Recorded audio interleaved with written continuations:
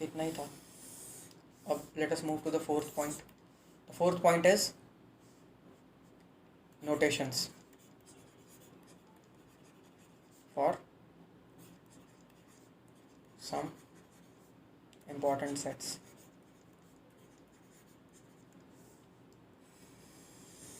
तो देखो कुछ सेट्स हैं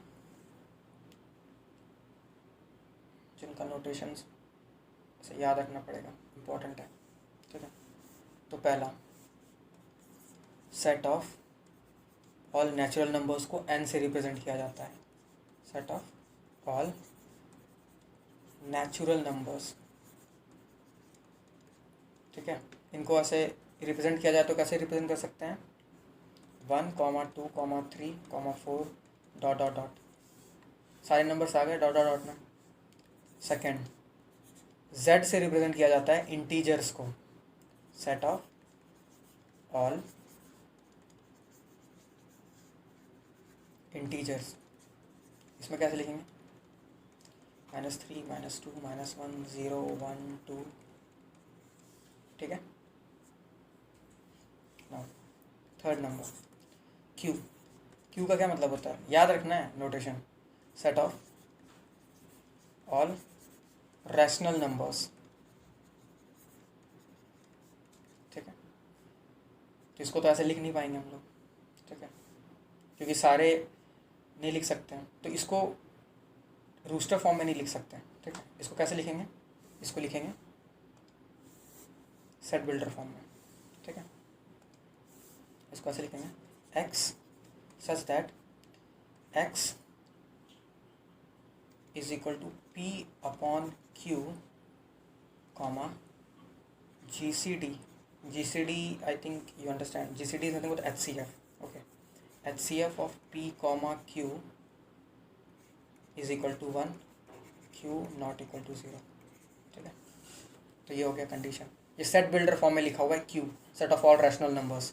वो सारे x इस सेट में आ जाएंगे जो p अपॉन q के फॉर्म का हो, ठीक है, जहाँ पर q 0 नहीं होना चाहिए और p और q सिंपलेस्ट फॉर्म में होना चाहिए। सिंपलेस्ट फॉर्म में होना चाहिए मतलब इन दोनों का GCD या फिर HCF, ग्रेटेस्ट कॉमन डिवाइज़र या फिर हाईएस्ट कॉमन फैक्टर 1 होना चाहिए, ठीक है। Similarly fourth point is q complement.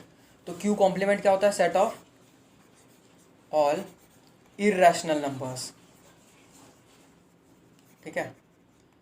q complement, ऊपर ऐसे c लगा देते हैं तो इसको बोलेंगे q कॉम्प्लीमेंट, ठीक है।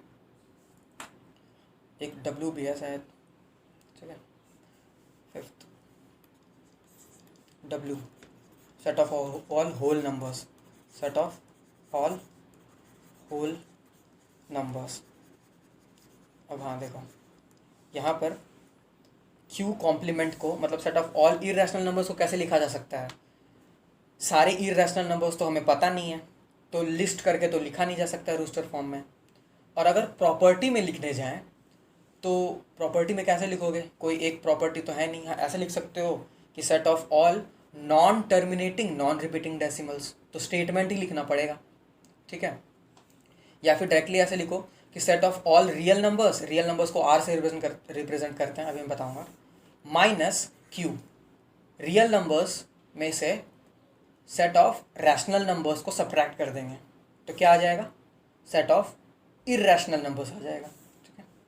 और होल नंबर क्या होता है? Set of all whole numbers, w ये 0 से स्टार्ट होगा, 0, 1, 2 एंड सो ऑन, ठीक है। 6th नंबर इंटीजर हो गया, ठीक है। एक होता है z प्लस का मतलब होता है set of all positive integers, ठीक है। तो क्या हो जाएंगे इसमें? सारे नंबर्स क्या आएंगे? 1, 2, 3 ऐसे आएंगे डॉट डॉट डॉट। नोट करना 0 नहीं आएगा, 0 कोई पॉजिटिव इंटीजर नहीं होता है। सिमिलरली z माइनस का क्या मतलब होगा? z माइनस का मतलब होगा सेट ऑफ ऑल, देखो यहाँ पर जो सुपर स्क्रिप्ट है ना, वहाँ पर ऐसे प्लस का और माइनस का साइन लगा रहे हैं, set of all negative integers, ठीक है। तो यहाँ पर भी क्या आ जाएगा? यहाँ पर ऐसा जाएगा -3, -2, -1। अब देखो इसको ऐसा नहीं लिखना है, मतलब -1 -2 -3 नहीं लिखना। जनरली ऐसा लिख सकते हो, कोई दिक्कत नहीं है, लेकिन एक होता है ना अरेंज्ड वे में, ठीक है, तो अच्छा लगता है। ठीक है, एट्थ होता है, देखो ये z माइनस है ना, एट्थ चलो ले लेते हैं real numbers, R set of all real numbers. Real numbers क्या होते हैं? रियल नंबर्स होते हैं collection of all rational and irrational numbers. ठीक है, 10th में पढ़ा होगा। सिमिलरली आर प्लस और आर माइनस क्या हो जाएगा? आर प्लस और R minus set of all positive real numbers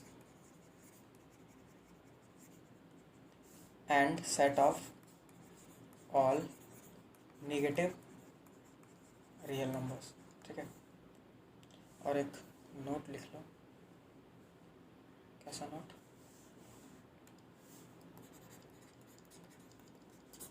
zero is neither positive nor negative. Zero ना ही पॉजिटिव नंबर होता है ना ही नेगेटिव नंबर होता है। ठीक है, चलो तो क्वेश्चंस कर लेते हैं, एग्जांपल्स जो दिए हुए हैं। तो एग्जांपल्स क्या हैं?